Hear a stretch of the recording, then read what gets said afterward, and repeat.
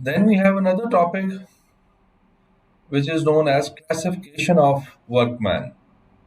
So first of all, we'll talk about the definition of workman. Workman होता क्या है, factory में कैसे उसको समझा जाता है.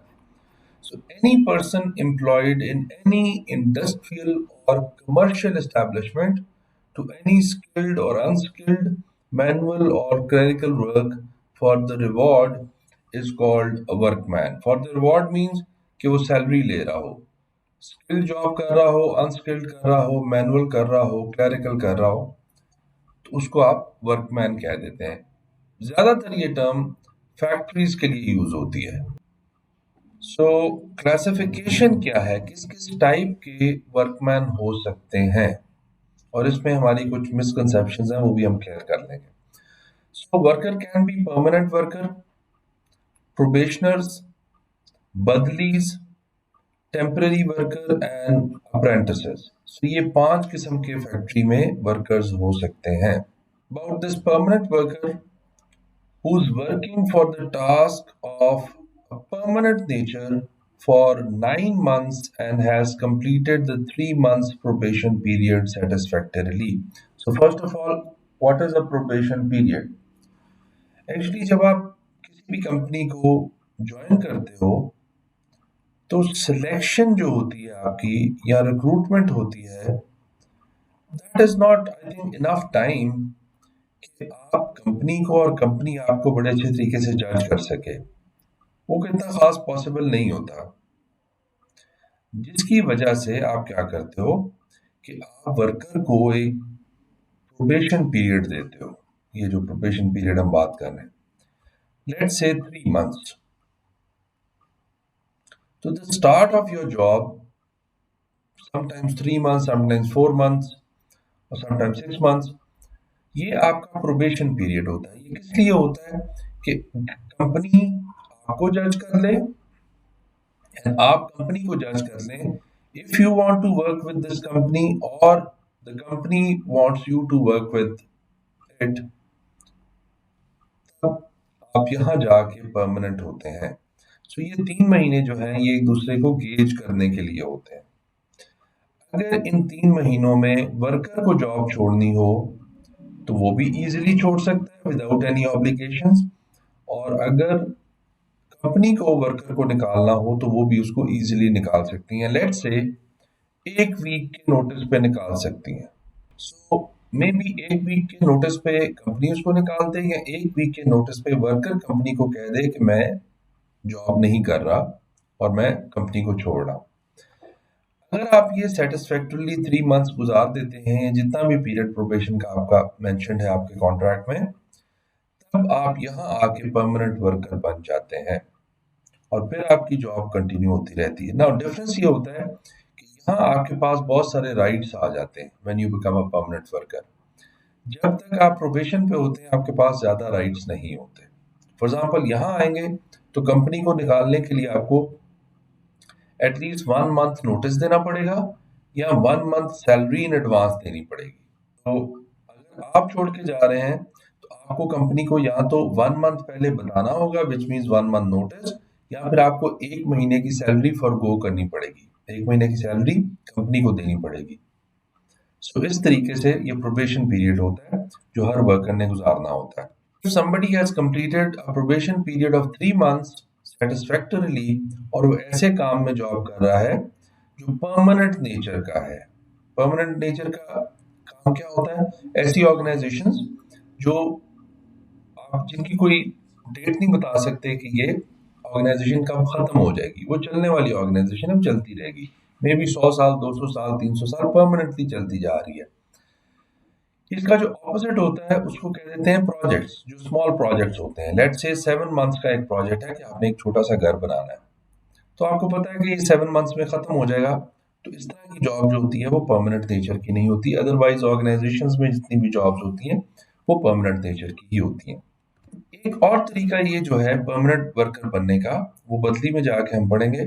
बट बदली का मतलब होता है कि आप किसी दूसरे बंदे की जगह पे टेम्परेरीली काम कर रहे हो, कि वो छुट्टी पे गया हुआ है और आपको उसकी जगह पे रखा हुआ है. लेकिन अगर आप एज अ बदली काम कर रहे हो और आपने 3 मंथ्स का पीरियड कंसेक्यूटिवली गुजार दिया है, या आपको 183 डेज हो गए हैं इन एनी 12 मंथ्स काम करते हुए ऑन एंड ऑफ, तो तब भी आपका जो स्टेटस है वो परमानेंट वर्कर का बन जाता है। मतलब जब आप आए थे तो आप बदली थे। बदली मीन्स किसी और की जगह पे थोड़ी देर के लिए काम करने आए थे, लेकिन आपको स्ट्रेट 3 मंथ्स काम करवाया गया आपसे, आपके पास परमानेंट का स्टेटस आ जाता है। और on end of in any 12 months आपसे 183 डेज का काम करवाया गया, तो आप परमानेंट वर्कर बन जाते हैं। तभी आपके यही राइट्स होते हैं। तो जनरली आपके क्या राइट्स होते हैं? That service of permanent worker would not be terminated, nor he would be removed, retrenched, discharged, or dismissed from service except in writing, mentioning clearly the reason for the action being taken against him. So इसको आप without written dismissal नहीं कर सकते, और उस written dismissal में आपको clearly mention करना पड़ेगा कि क्या रीजन है। इसको आप इजीली निकाल नहीं सकते। सो ये परमानेंट वर्कर हमारे पास होता है और इसकी ये कुछ राइट्स होते हैं। प्रोबेशनर, जैसे हमने बात की कि प्रोबेशन जो है वो शुरू का कुछ टाइम होता है जो ऑर्गेनाइजेशन आपको देख रही होती है और आप ऑर्गेनाइजेशन को देख रहे होते हो, इज द जॉब सूटेबल, और ऑर्गेनाइजेशन देख रही होती है is the candidate suitable. A person employed to fill permanent vacancy but have not completed the period of 3 months. So जो पहले 3 मंथ्स हैं आपके, या पहला 4 मंथ्स हैं, 5 मंथ्स हैं, जो भी आपका प्रोबेशन पीरियड है उसमें आप प्रोबेशनर होते हैं। You are not a permanent worker or any other worker, you are a probationer worker. So if a permanent employee is hired for a higher post for probation, he can be reverted to his original post within the time of 3 months. कई दफा ये भी होता है कि आप 17th grade pay काम कर रहे हैं और आप 18th ग्रेड पे गए हैं, अपनी ही ऑर्गेनाइजेशन में प्रमोट हो गए हैं, लेकिन जब आप प्रमोट होते हैं तब भी आपको प्रोबेशन पीरियड गुजारना होता है। अब फर्क क्या है? अगर तो आपने नया बिल्कुल न्यू एम्प्लॉय ज्वाइन किया है 18th ग्रेड पे और आप प्रोबेशन पीरियड पे हैं, तो आप अगर प्रोबेशन में सेटिस्फैक्टरी परफॉर्मेंस नहीं देते तो हो सकता है ऑर्गेनाइजेशन आपको निकाल दे, विच मीन्स आप ऑर्गेनाइजेशन से निकल जाएंगे, आपका एग्जिट हो जाएगा। लेकिन अगर आपका अपना एम्प्लॉय जो 17th ग्रेड पे काम कर रहा था और वो 18th पे प्रमोट हुआ है और आपने उसको 3 मंथ्स की प्रोबेशन दी है, अगर वो यहाँ सेटिस्फैक्टरी परफॉर्मेंस नहीं देता तो आप उसको वापस उसकी जॉब पे रिवर्ट कर सकते हैं, निकाल नहीं सकते। Certain organisations have defined their rules, और वो इससे थोड़ा बहुत डिफरेंट चलती हैं प्राइवेट ऑर्गेनाइजेशंस, बट जनरली उसको रिवर्ट किया जाता है, उसको निकाला नहीं जाता ऑर्गेनाइजेशन से।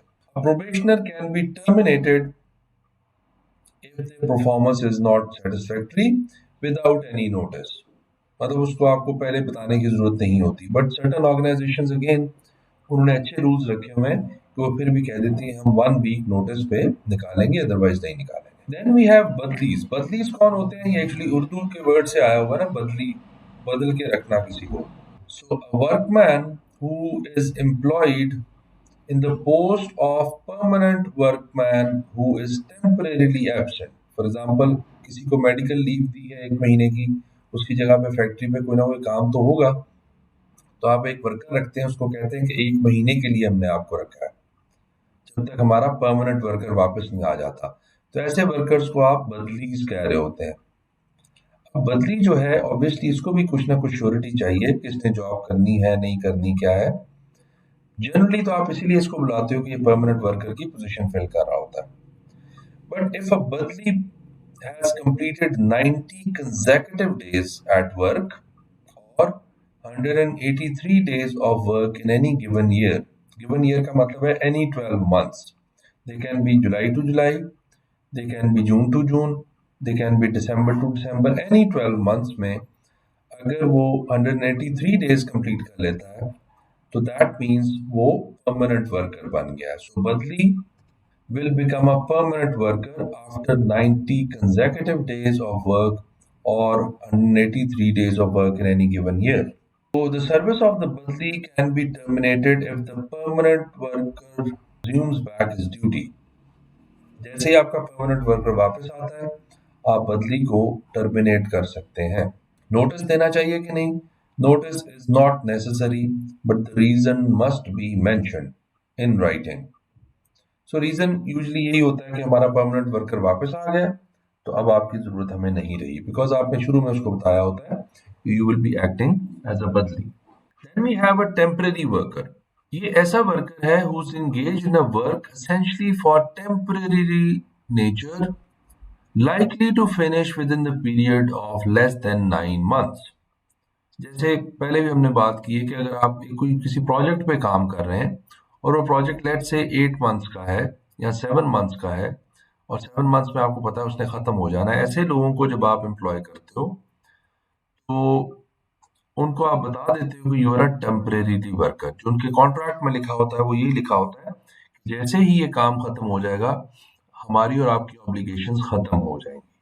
नाउ अगर स्टार्ट में वो काम लेस देन 9 मंथ्स था और किसी वजह से वो एक्सीड कर जाता है, तो फिर भी वो परमानेंट वर्कर नहीं बनेगा, वो टेम्परेरी वर्कर ही रहेगा। बिकॉज कई दफा ये होता है कि आपका 8 मंथ्स का कंस्ट्रक्शन का कोई प्रोजेक्ट है, तो वो बारिश आ गई या कोई ऐसा डिले आ गया, तो it can last up to for let's say 12 months. सो आप ये नहीं कह सकते कि अब आप परमानेंट वर्कर बन गए, आप टेम्परेरी वर्कर ही रहे हैं। अगर टेम्परेरी वर्कर है तो उसको किस तरीके से टर्मिनेट किया जाता है? He may be terminated once the work is completed and no notice is necessary for the termination. Then last is the apprentices. जितने भी लोग इंटर्नशिप्स कर रहे होते हैं, अप्रेंटिसेस कर रहे होते हैं, वो इस स्टेटस में आते हैं। फॉर एग्जांपल एमबीबीएस के बाद आप जब हाउस जॉब कर रहे होते हैं या आप सीए के बाद आर्टिकलशिप कर रहे होते हैं, तो उसमें ये सारे अप्रेंटिसेस आते हैं। ये क्या होते क्या हैं? The person undergoing a training through a system of apprenticeship. So training के लिए जब आप किसी ऑर्गेनाइजेशन में काम काम तो आप कर रहे होते हो, बट आपका एक्चुअली जो रीजन होता है ज्वाइन करने का, that is to get train before you start your actual job. He or she can be terminated if the performance is not satisfactory and no notice is required। तो ये हमारे पास कुछ है क्लासिफिकेशन ऑफ वर्कर्स।